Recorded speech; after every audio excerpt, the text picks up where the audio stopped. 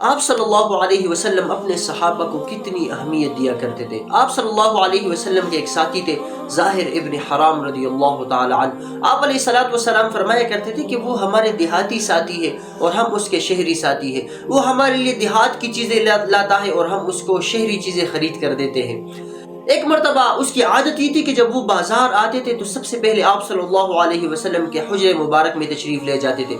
ایک مرتبہ وہ آئے، آپ صلی اللہ علیہ وسلم کو نہ پایا تو سیدھے بازار چلے گئے۔ آپ صلی اللہ علیہ وسلم کو جب پتہ چلا کہ حضرت ظاہر رضی اللہ تعالی عنہ تشریف لائے ہیں تو آپ صلی اللہ علیہ وسلم سیدھے اس کے پیچھے بازار چلے گئے، اور بازار میں جب اس کو دیکھا تو پیچھے سے جا کے اس کو پکڑا، اور جب ظاہر ابن حرام رضی اللہ تعالی عنہ نے کوشش کی کہ دیکھے کہ کس نے مجھے پکڑا ہے، آنکھوں کے گوشوں سے جب دیکھا کہ حضور صلی اللہ علیہ وسلم ہے تو اس نے اپنے پیٹھ کو اور سرور کائنات صلی اللہ علیہ وسلم کے سینے سے رگڑ